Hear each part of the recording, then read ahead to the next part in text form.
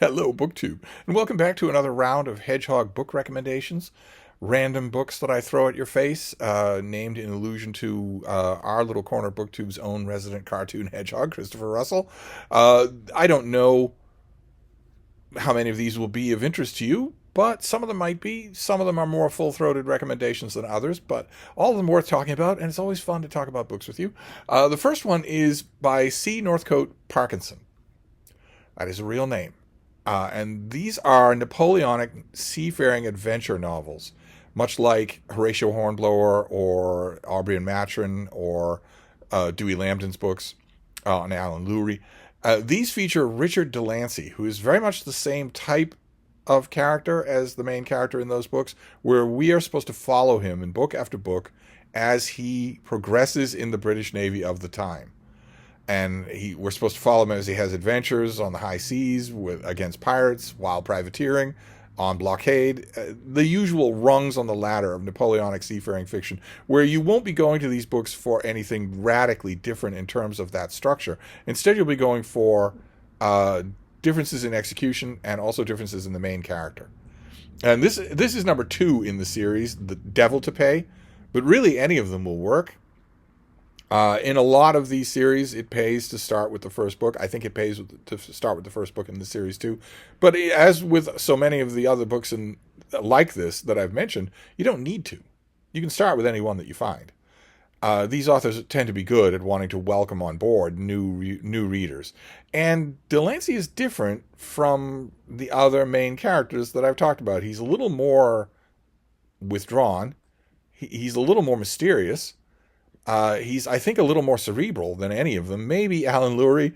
Alan Lurie readers reading those books and just enjoying the swashbuckling on the surface don't tend to think of Lurie as intelligent, but he's actually really, really smart. But there is, in other words, there is definitely a different feel to these that is not going to make them just indistinguishable from all the others. That is true with all the best Napoleonic seafaring historical fiction, and it's true here too. So this next one is by Philip Kerr. This is a book called Esau, and it's a thriller, and you're going to notice 2 things right away on the cover. One is the name, and those of you who know your biblical history will know that Esau was a hairy man, and that he was cheated out of his inheritance by a man who was basically a different species. And if you're thinking along those lines, then you will understand that skull is clearly not human. And that's what this book is. It's a thriller in which a mountaineering expedition encounters the skull of a non-human hominid creature. A 2-legged, human-like creature that is clearly not Homo sapiens. The expedition bills itself as having found proof positive of a Yeti. Since this is high up in the mountains, not in the forests of the Pacific Northwest. So they don't say Bigfoot or Sasquatch, they say Yeti. But this is essentially a very good Bigfoot book about what would happen if such a thing actually happened. And there are thriller elements involved in skullduggery and shadowy intercontinental agencies and whatnot. But at the heart of the book is that what were to happen if humanity, deceitful, sleek, smart-talking humanity, actually encountered its hairy man cousin, its hairy man kinsman, Esau. What would happen if that happened? And one of the interesting things about this book, if you are a believer that Sasquatch actually exists, is the indisputable fact that this has not happened. Right? I hate to say it, it pains me. I want to believe, as the X-Files used to say, but this has not happened. There's the Patterson-Gimlin film that's almost, that's over half a century old, that shows a creature walking across a dry creek bed, and 60% of people, even in the credulous 21st century, 60% of people who look at that film for the first time immediately say that's a guy in a suit. And the other 40% either say, I don't know what that is, or they say that's definitely not a guy in a suit. You can see muscles moving. Suit technology did not exist that could do that back then. Much less suit technology that could be carted to an obscure place in the Pacific Northwest and filmed. But the only reason we're arguing about that is because there is nothing else to argue about. there is no skull. There are no bones. There is no body, famously. But when it comes to a lack of bones, Bigfoot specialists, Bigfoot researchers, Bigfoot spokespeople will say, well, how many times do you come across bear bones when you're hiking in the wild? Nature has a way of reclaiming these things. Finding bones, much less fossilization, is incredibly rare. Okay, all right, but this is at heart a novel. What would happen if that did in fact happen? Then we have an author that you're going to want to know, if you don't already, for police procedural and also edge of your seat crime thrillers. I'm not sure how well known this author is. He's terrific. His name is David Hewson, and the book that I want to recommend here is A Season for the Dead, which is a Nick Costa novel. Not all of his books are Nick Costa books, but this one is, and it's a Rome novel. It's a novel of contemporary Rome. It's got gruesome crimes in it, and also the looming threat of the person who is committing the crimes hunting down one of the survivors, and also deliberately trying to thwart the cops. So super criminals, not just someone who takes advantage of, crime in the street to kill someone, but a genuine plot. And it's really good. I mean, the basic bare bones plot of the book is fairly ordinary, but Hewson is a really smart, active writer. He pays attention to what he's doing, and now we have to pause. Okay, now we're back. This is every video today, so it's just a blanket apology for the background noise. I haven't had to do that in quite some time, but today seems to be exceptional. But this is I recommend, definitely. Season for the Dead is recommended, but I really am recommending this author. If you're looking for an author like that who doesn't insult your intelligence, he wrote some books and you're going to enjoy them.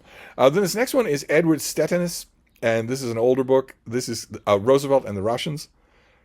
His study of the Yalta Conference, where Roosevelt and Churchill and Stalin all met and decided the fate of the world post-war, a war they knew that they were obviously going to win. Yalta is a nefarious moment in human history, and Stettinius definitely lays the blame for that at FDR's feet. The FDR in this book is a wrecked shadow of a dying man, a man who was not in any way in a position to deal with Joseph Stalin, and so did not. And so in the course of the conference just simply gave an absolutely blood-soaked Russian dictator everything he asked for, including countries that very much did not want to be part of the Soviet Union. And this is not a Roosevelt friendly book. This is not his finest final hour or anything like that, any romanticism like this. It's gripping reading. Stettinius clearly has a dog in the race, and that helps when writing history. Then we have something by Bill Gilbert. This is a little book. It's long out of print, but some of these, I'm not guaranteeing the in-print status of any of these things.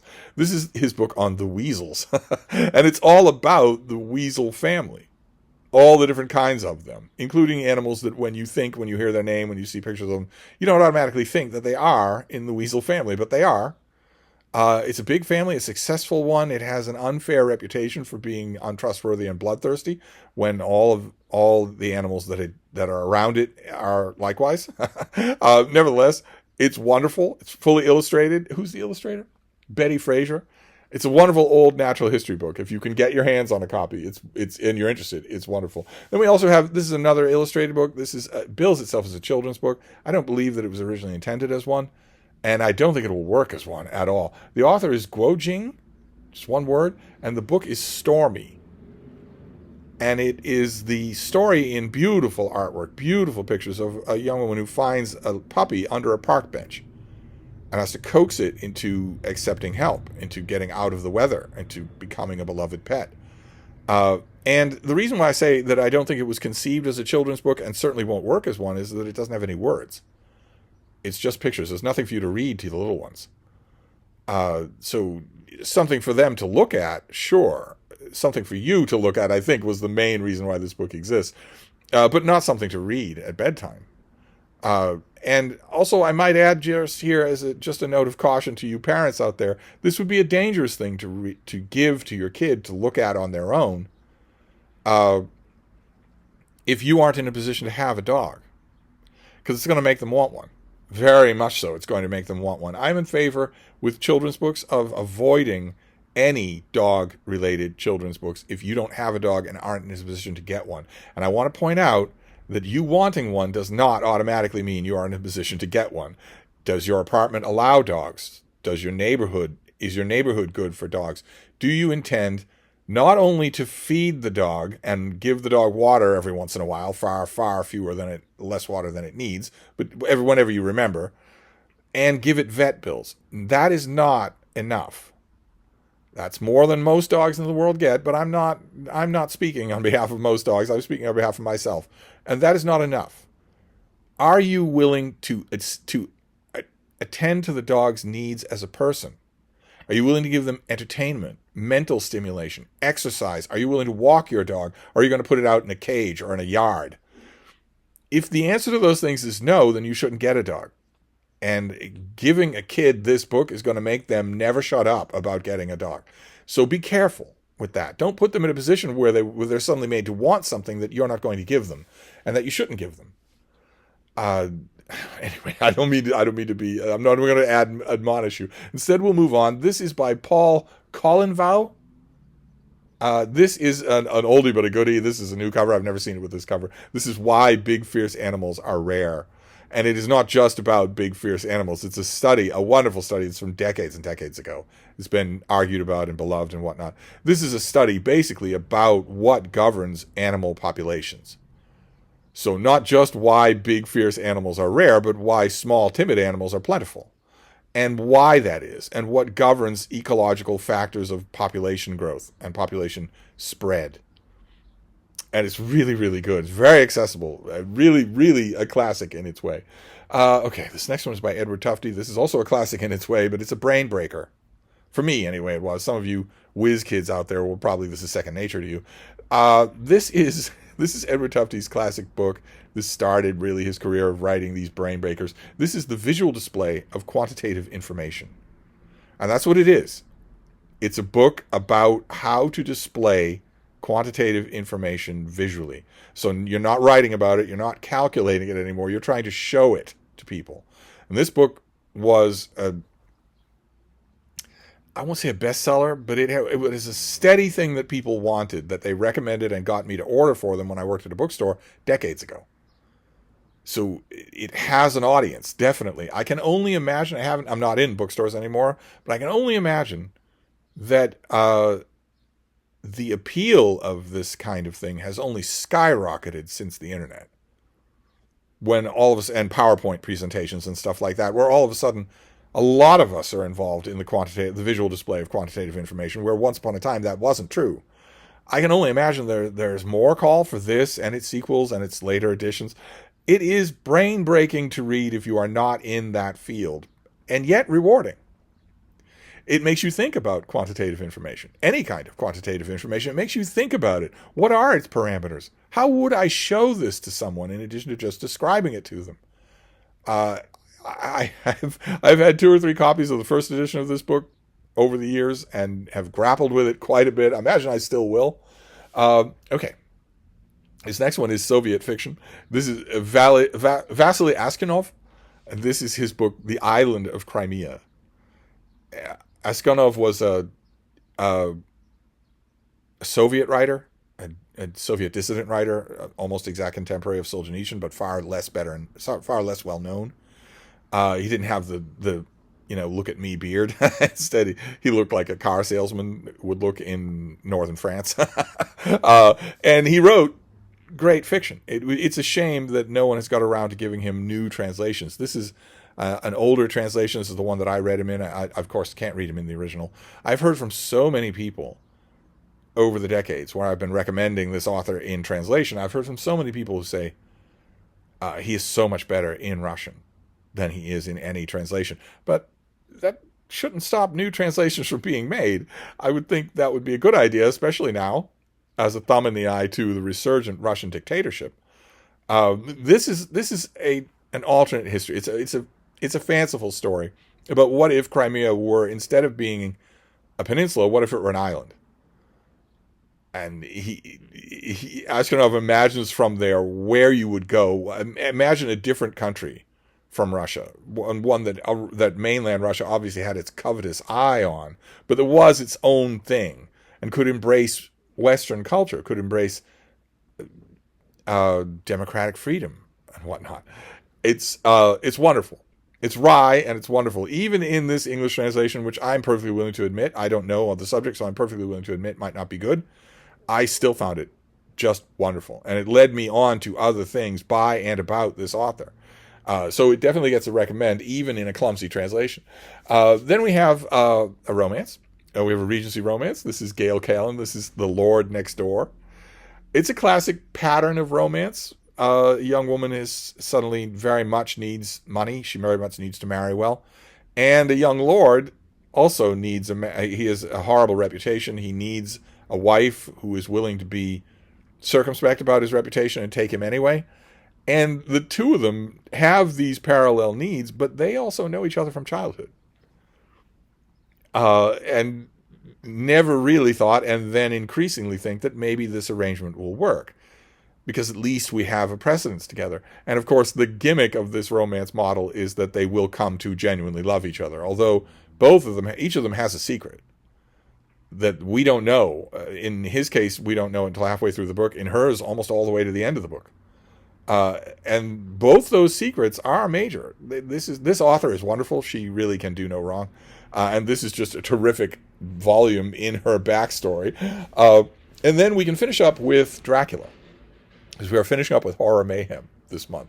All things horror related. This is Leonard Woolf, the great Leonard Woolf. You have heard his name on this channel because he's done annotated versions of horror classics. And the best of those by far is the annotated Dracula. His annotated Dracula is a volume you've just got to have.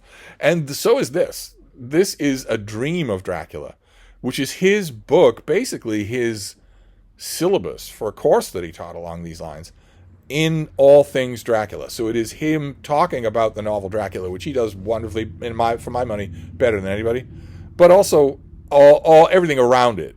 Vampire legends, long vampire lore, and also the seismic effect that Dracula, the novel, had on the world.